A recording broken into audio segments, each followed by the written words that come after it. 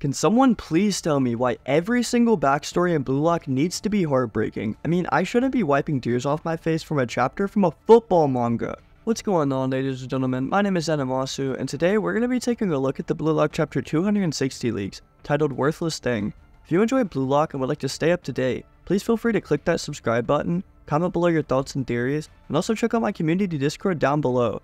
I hope you all have an amazing day, and please enjoy another tragic chapter of Backstory Lock. Starting off today's chapter, we have intro text which says, "An emperor's past captured in merciless despair and perpetual darkness." The first thing shown here is a very large, drunk and shirtless man, who's sitting on top of a child while gripping his throat, holding him to the floor. This boy happens to be none other than Micheal Kaiser, who apparently was not a child born out of desire. His birth was apparently both unwanted and unplanned by his parents, and just from that statement, I'm sure you can tell where this is going. As we see photographers and paparazzi snapping pictures of them as they walk down some kind of red carpet event, it's explained that Kaiser's father was some kind of small stage director, while his mother was the leading actress in all the films. We're even asked the rhetorical question of if Kaiser was born from the fruit of their love, or if he really was just a mistake from a moment of passion.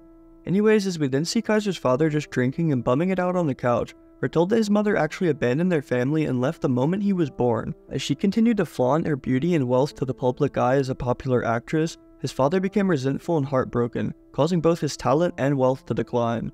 With a young Kaiser shown sitting with his back to a bookshelf all bruised and sad, it's said that he was raised from that point on by his drunk, gambling-addicted, abusive father. The narrator even throws some sand in our eyes here with the quote saying, "For the frail boy, there was nowhere else to belong." Essentially, the only person in his life was an abusive asshole, and at such a young age, there was really nowhere else for him to run. Anyways, Kaiser's father seems to have even negatively influenced him and forced him into a life of crime, as he would frequently steal food and other items from the city. In order to stay on his father's good side and avoid the abuse, he apparently became very adept at stealing and yoinking shit. Also, Hoshi points out that his shirt here translates from German to happy family, which is very ironic considering that his family is shown to be far from happy or healthy. In one instance specifically, Kaiser happened to forget to swipe a carton of milk like his father instructed him to do, resulting in him having a can kicked at his head. This verbal and physical violence sadly was just a daily occurrence to him, and despite his birth given name being Micheal, his father never once called him that as he was named by his mother. Despite all the resentment and hate Kaiser's father held for his mother, we're shown that he still randomly cherished and held onto a rose gifted by her. This more than likely is where Kaiser got his tattoo inspiration and motivation to pursue the impossible, as he viewed this rose as a shining star within this typically dark world. As we once again witness another scene of Kaiser's father choking him on the ground, he's rambling on about how worthless and talentless of a human he is, as he was abandoned by the one woman he loved. His anger seems to come from the loss of his wife, as he pins the blame on a young Micheal by telling him that he's even less than scum. "Born from my filth and a woman's leftover greed, you are less than a human. You're worthless and cannot do anything, you filthy animal." All the pieces seem to be falling into place just like my tears, as Kaiser's habit of choking and touching his neck seems to come from the abuse he endured as a child. The next page is literally just a close-up of his father's disgusting face as he chokes Kaiser on the ground, telling him how worthless and unwanted he was. The narration wraps back around to that rhetorical question from earlier, answering that this boy was indeed not a life born from desire. Luckily, with a bit of an upswing in the story, we see a young Kaiser walking down the street with his hoodie up, thinking about how he'll someday escape from his prison. As he grew older, his sense of self only seemed to grow stronger and ingrained into his mind. As he's shown tossing a necklace to some old guy in exchange for cash, it seems like Kaiser started to secretly steal things without his father commanding, so he could save money for himself. He felt like his life had finally begun to take a positive turn, and on his 12th birthday, a young Kaiser even decided to go buy himself a gift with his own money. We see the moment he finally found the gift he wanted to, as a soccer ball display catches his eye as he walked down the street. He wanted to buy something that made him truly feel alive, which in this case, was a ball he can play with that would always return back to him. We see flashbacks of this young Kaiser training his shots with a brand new ball, however he's also shown to be angrily punching it here as to take out all of his frustration. A connection between him and the ball is made, as while we see his dad violently punching him in the face, it's said that the ball doesn't get angry or cry when punched or kicked, and it's always there without saying a word. We then see Kaiser after the abuse laying in his bed, which is literally a sheet of cardboard on the floor.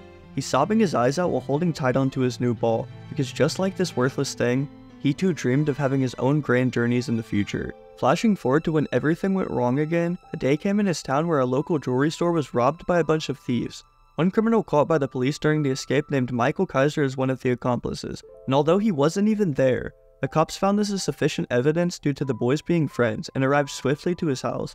His father is obviously unhappy with the situation and refused to hear his son out, so he quite actually slams a beer bottle into Kaiser's head while telling him to die, right in front of police officers. The officers seem to barely even care about the abuse, as they just kinda hold him back to stop any further harm. They even go on to speak with his father and reveal that they found a safe next to Kaiser's bed, which he obviously did not know about for a reason. He immediately begins screaming out in anger at his son for hiding money, as he claims that it all belongs to him somehow. He even tries to break free of the cops' grasp and chase after Kaiser to harm him. However, all Micheal is thinking about is just saving up again as he's being walked out in cuffs. For some reason though, one of the cops then goes on to even bring out Kaiser's soccer ball from his room, causing his father to make one of the worst mistakes he could. Thinking that Kaiser hid more money within the ball, the father begins to pull back his broken bottle to try to rip through the boy's ball. Kaiser, however, is not tolerating any more of this abuse, so after breaking free from the cop and leaping into the air with flow eyes, Micheal Kaiser swings his knee directly into his father's face, smashing out multiple front teeth in the process like that bum deserves. The narrator says that rather than Kaiser breaking within that moment, the poor boy had been broken for years and was just waiting to snap. Although the cops do try to stop Kaiser, Billy Badass over here literally volleys his ball into the face of one cop, to then flip forward and assault the second with a kick to the face. The narrator is saying how in that moment, Kaiser's passion was born, but let's not take this out of context. It is not smart nor okay to be passionate about assaulting police officers. You will go to prison. As we see him kicking another officer who literally pulled out a Glock and aimed it at Kaiser's head, the boy seems to have found his true identity and reason to exist within that moment. He did end up going to jail for assaulting all these officers and because they believed him to have assisted in robbing the jewelry store. However, something odd happens. Some random man named Ray Dark comes to visit Kaiser in the jail, with the first thing he says being, "Hey, do you like football? If you play, then I'll get you out of here." This man seems to be a FIFA agent who's come to the prison to recruit Micheal Kaiser, but unless he's had a past in playing the sport, why the hell would they be recruiting a supposed jewelry store thief and a violent teen? I just can't connect the dots in my head. However, some people speculate that this man Ray Dark is actually the FIFA president in this flashback. I'm not sure how confident I am in this myself, but some people even think that one of the cops shown was a younger Noah, so let's just be serious here. With this being the final page for today's chapter, the outro text here says, "Can the light encountered in the abyss become hope? Kaiser's new life now begins."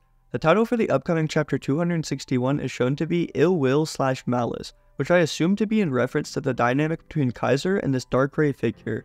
It's obvious that his intentions are not fully pure if he's recruiting some team from a prison to play soccer. Next chapter will more than likely wrap up his backstory and explain everything we need to know, but until then, feel free to drop your theories and thoughts down below. With that being the end of today's leak overview, I just want to thank you all so much for watching all the way through. If you enjoy the content I push out and would like to support me, please go ahead and click that subscribe button, comment below for the algorithm, and join my community Discord down in the description. I hope you all have an amazing day, and let me just tell you, I am so damn happy that summer's finally here.